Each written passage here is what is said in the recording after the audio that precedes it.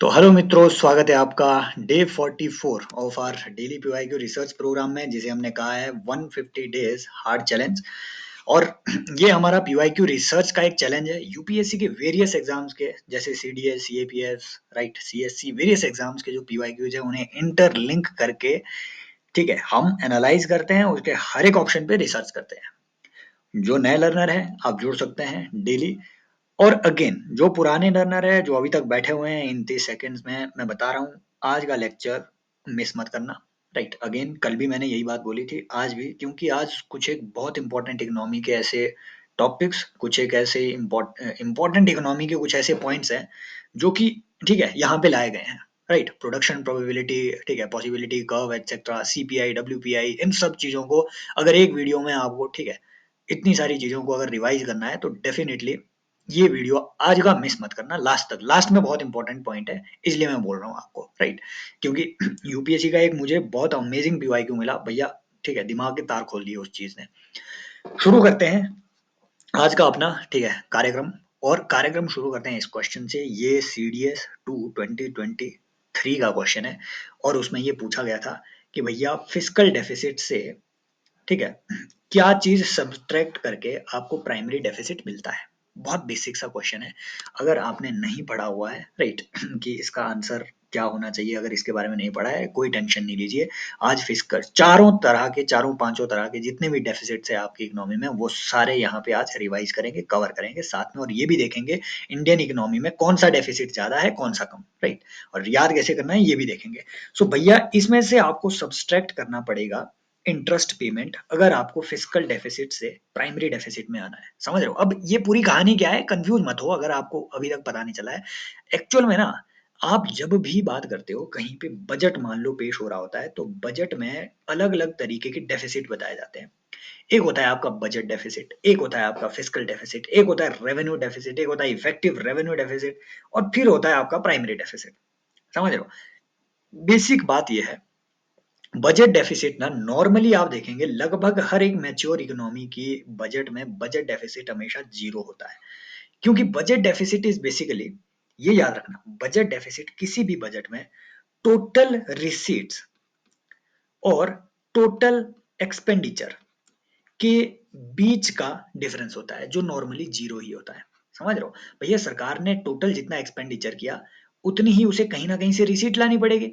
भले वो revenue receipt हो, भले वो कैपिटल रिसीट हो, है ना, लोन के माध्यम से कहीं ना कहीं से रिसीट उसने लाई है, तभी तो उसने एक्सपेंडिचर किया। तो नॉर्मली ये होता है। पहले हमारे इंडिया में, ये याद रखना, बजट डेफिसिट ना इंडिया में नॉर्मली 2003 2004 से पहले लगभग उस टाइम पे बजट डेफिसिट रहा करता था। राइट, वो कैसे? भैया, उस टाइम ना हम रिसीट्स, ठीक है, उतनी ज्यादा नहीं ले पाते थे, है ना। हमें ना तो लोन इंटरनेशनल मार्केट से उतनी इजीली मिलता था। तो उस पूरे डेफिसिट को फुलफिल कैसे करते थे, उस गैप को फुलफिल कैसे करते थे? भैया, हेलीकॉप्टर मनी के थ्रू। ये हेलीकॉप्टर मनी क्या भला है? हेलीकॉप्टर मनी ऐसे इमेजिन करो कि ऊपर हेलीकॉप्टर उड़ रहा है, ऊपर से आपने इकोनॉमी में नया मनी फेंक दिया, पुश कर दिया। तो ये नया मनी प्रिंट किया करता था आरबीआई।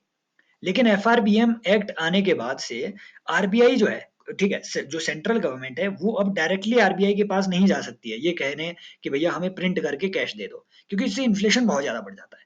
तो पहले जो ये डेफिसिट रहा करता था, वो भी मेनली इस वजह से क्योंकि हमें लोन उतने इजीली इंटरनेशनल मार्केट से नहीं मिलते थे। तो सरकार क्या करती थी? सरकार उतने वैल्यू का करेंसी, उतने वैल्यू का पैसा छपवा लिया करती थी, और वैसे करके अपना बजट डेफिसिट को वो दूर करती थी। समझ रहे हो बात को? सो ये हुआ आपका बजट डेफिसिट की कहानी। फिस्कल डेफिसिट बजट डेफिसिट से अलग होता है। फिस्कल डेफिसिट, याद रखना, एक ऐसा डेफिसिट होता है जिसमें टोटल एक्सपेंडिचर, ओ यार, आज ना मेरा अगेन ये पेन नहीं चल रहा है, आई थिंक ये लीड ही खराब हो गई है, सॉरी। राइट, आपके इंटरप्शन के लिए। Okay, done. सो जो फिस्कल डेफिसिट है, right, fiscal deficit is basically total expenditure minus total receipts excluding borrowings, excluding borrowings. समझ रहे हो? यहाँ पे बोरोइंग्स भी कवर हो रही थी ऊपर। बजट डेफिसिट इसीलिए आपका जीरो आ रहा था, क्योंकि भैया जितना आपका गैप था एक्सपेंडिचर और रिसीट्स के बीच का, तो वो गैप हम बोरोइंग से फुलफिल कर लेते थे। तो यहाँ बोरोइंग भी कंसिडर हो रही है कैलकुलेशन में, यहाँ पे बोरोइंग कंसिडर नहीं हो रही है। समझ रहे हो? तो it means fiscal deficit other words में वो चीज हमें दर्शाता है कि हमें कितनी बोरोइंग लेनी पड़ेगी। जितना आपका फिस्कल डेफिसिट होगा उतनी ही गवर्नमेंट बोरोइंग लेगी। समझ रहे हो? फिस्कल डेफिसिट का अदर मीनिंग क्या होता है कि सरकार को कितनी बोरोइंग लेनी है, that is fiscal deficit, right. Revenue deficit क्या होता है? रेवेन्यू डेफिसिट इज जितना आपका टोटल रेवेन्यू है, सरकार का रेवेन्यू। अब रेवेन्यू में, रेवेन्यू रिसीट में कई चीजें आती है। There is something known as revenue receipt, there is something known as capital receipt. Revenue receipt जो है, this is basically a kind of repetitive number one, repetitive receipt, है ना। नंबर दो, ये किसी भी तरीके से आपकी, ठीक है, जो लाइबिलिटी है और आपकी जो ओनरशिप है किसी चीज की, उसको चेंज नहीं करती है रेवेन्यू रिसीट। समझ रहे हो? ना आपकी लाइबिलिटी और ना ही आपके एसेट्स, इसमें कोई चेंज नहीं कर रही हो। That is your revenue receipt. For example सरकार की अर्निंग, फॉर एग्जाम्पल रेवेन्यू से अर्निंग, ठीक है, आप पे कोई कर लगाया, टैक्स लगाया, that is a revenue receipt, right. For example आपको जो आपने जो लोन दिया हुआ है, लोन से रिपीटेटिवली आपको ब्याज मिलता है, तो वो इंटरेस्ट की अर्निंग भी रेवेन्यू रिसीट हुई। बट वो जो लोन में आपने कैपिटल लगा के रखी हुई है, वो तो वन टाइम है ना, वो लॉन्ग टर्म है, वो कैपिटल आपकी लगी हुई। समझ रहे हो? वन टाइम है वो चीज। तो और अगर आपने उस कैपिटल को, अगर आपने उस लोन की राशि को लिक्विडेट कर दिया, तो वो आपके एसेट की पोजीशन को चेंज कर देगा। समझ रहे हो? आपके एसेट कम हो जाएंगे, है ना। तो वो जो चीज है, that is basically your capital capital receipt का पार्ट। आपने किसी कंपनी को लिक्विडेट किया या फिर आपने किसी कंपनी के अपने शेयर बेच दिए, इट मींस आपकी जो एसेट है वो कम हो गई। समझ रहे हो? That is basically your capital receipt, right. अब रेवेन्यू रिसीट में, ये रेवेन्यू डेफिसिट क्या होता है?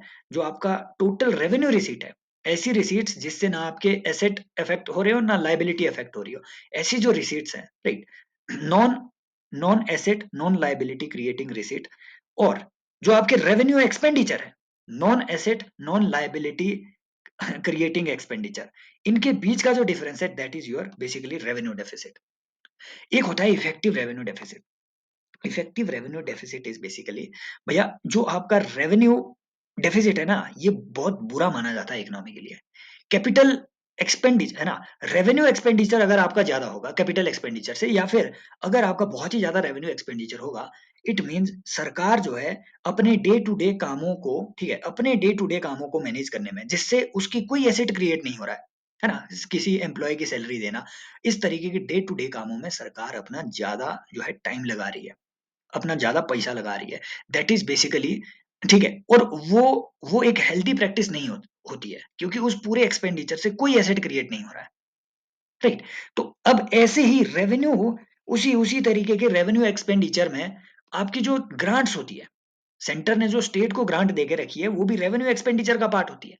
अब उस ग्रांट में से कुछ एक हिस्सा स्टेट जो है वो कैपिटल एक्सपेंडिचर में लगा लेते हैं, है ना, वो रोड में लगा लेंगे, ठीक है, हाईवे में लगा लेंगे, कहीं और चीज में लगा लेंगे, ठीक है, कोई कोई एसेट क्रिएट करने में लगा लेंगे। तो भैया सरकार ने लगभग 2013 में पी चिदम्बरम ने ये एक नया पैरामीटर निकाला कि हम करेंगे इफेक्टिव रेवेन्यू डेफिसिट कैलकुलेट, कि सरकार, स्टेट गवर्नमेंट्स ने सेंट्रल ट्रांसफर से जितना पैसा कैपिटल क्रिएशन में लगाया, उस पैसे को यहां से निकाल के कैपिटल, ठीक है, कैपिटल एक्सपेंडिचर में कंसीडर करेंगे। और this is basically your effective revenue deficit, कि इफेक्टिवली कितना है एक्चुअल में इकोनॉमी में revenue deficit, that is effective revenue deficit. फिर आता है आपका प्राइमरी डेफिसिट।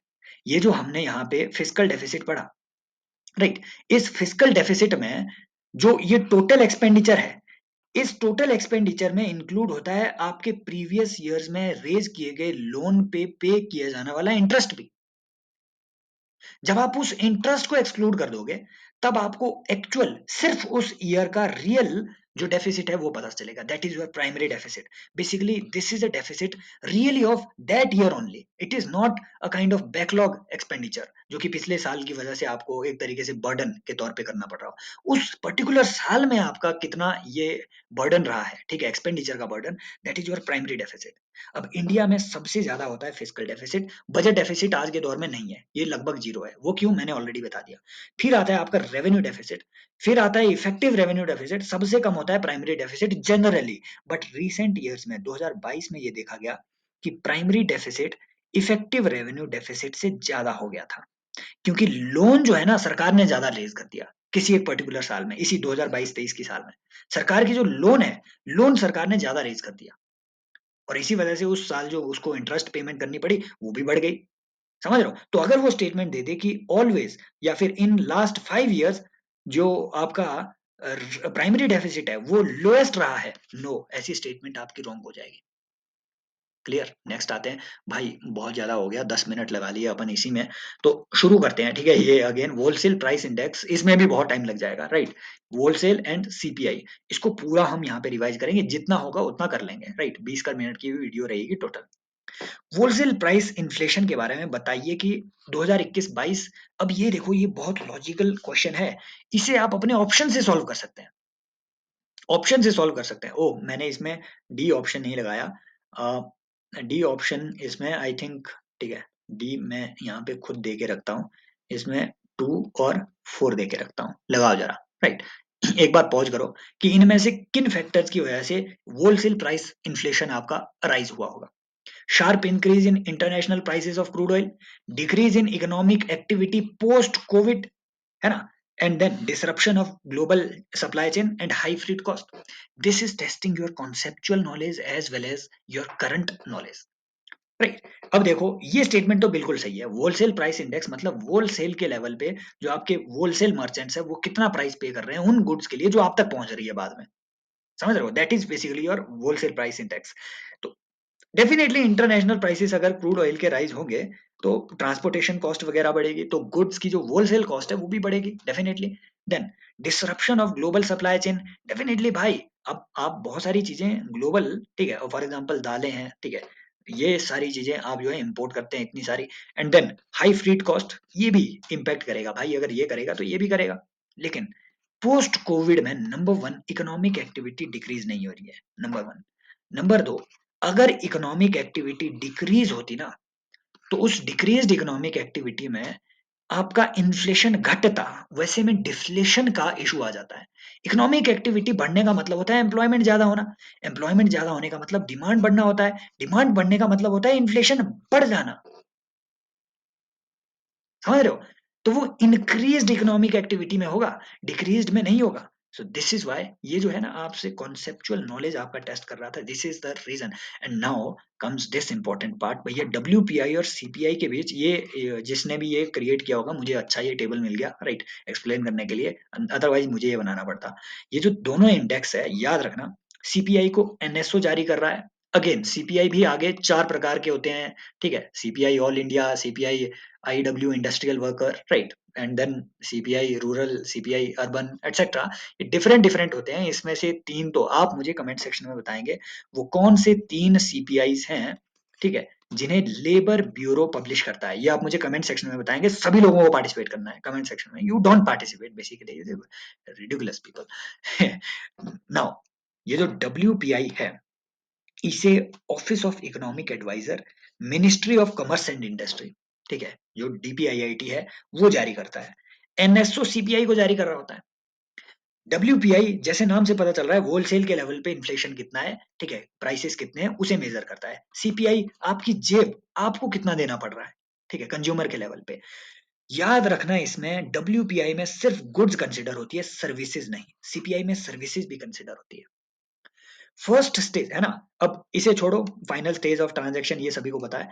देन प्राइसेस जो कि डब्ल्यूपीआई में कंसिडर होते हैं, वो मैन्युफैक्चरर्स और होलसेलर्स के द्वारा पे किए जा रहे प्राइसेस होते हैं, उस लेवल पे इसे एनालाइज किया जाता है। यहाँ पे ये जो सीपीआई के प्राइसेस है इन्हें कंज्यूमर पे कर रहा होता है।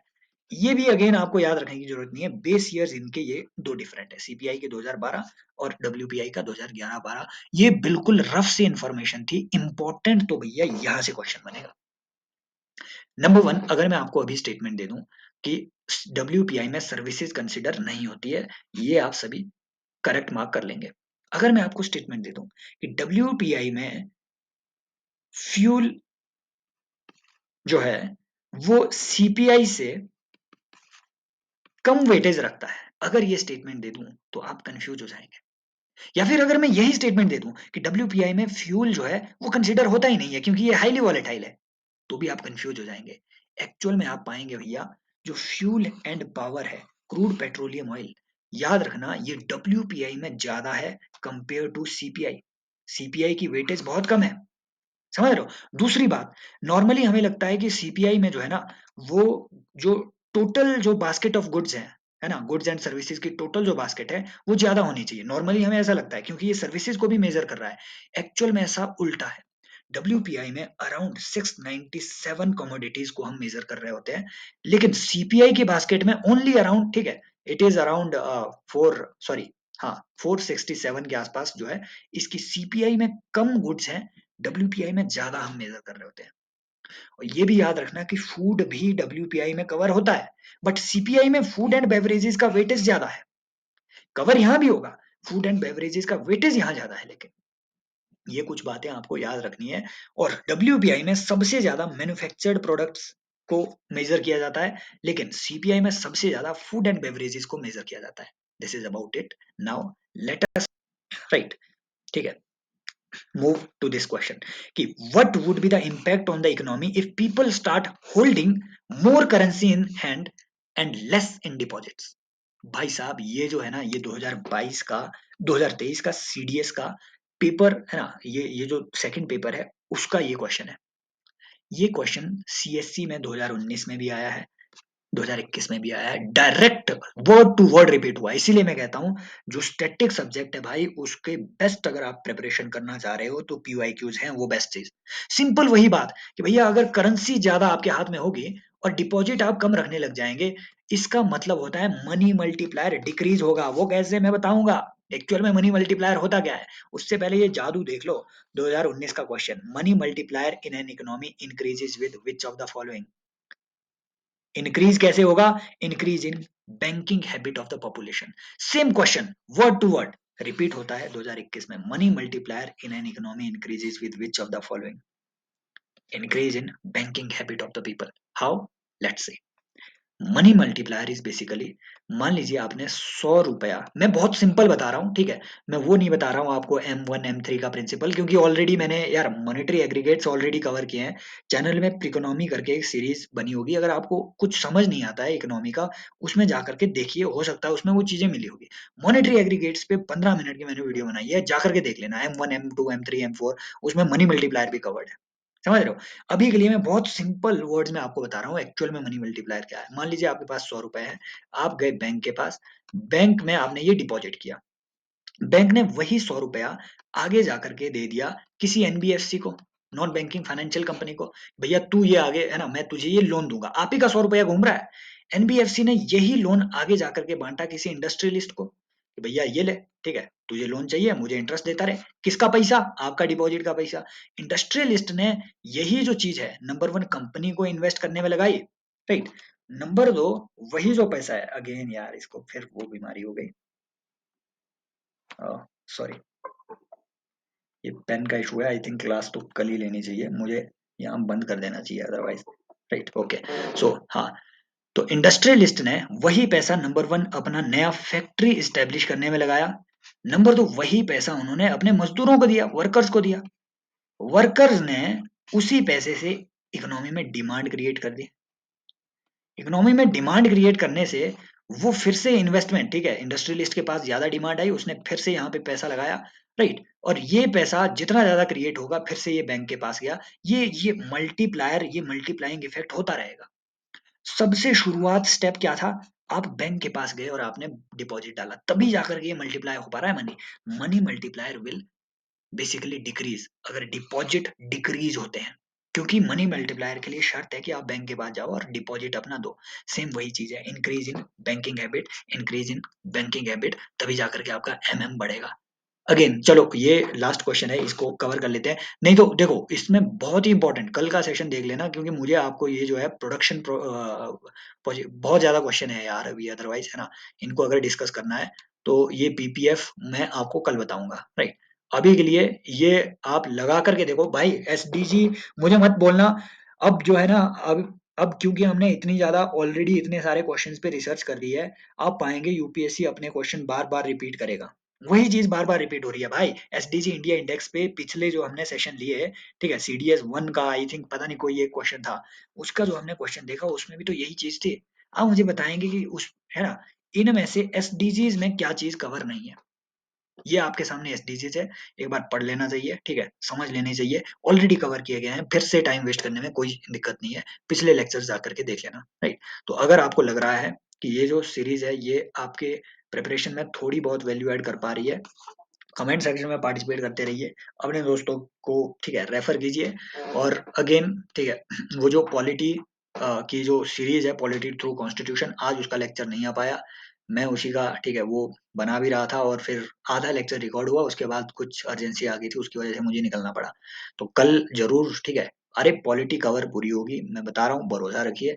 अभी क्योंकि मैं 2-3 और चीजों में बिजी हूँ साथ में, राइट, इंटरव्यू इंटरव्यू वगैरह जो भी हो, तो उस हिसाब से बाकी अपने फ्रेंड्स के साथ शेयर कीजिए, ठीक है। और टेलीग्राम अगर आपको ज्वाइन करना है तो डिस्क्रिप्शन में लिंक मिल जाएगा। Take care, bye bye, as always love you.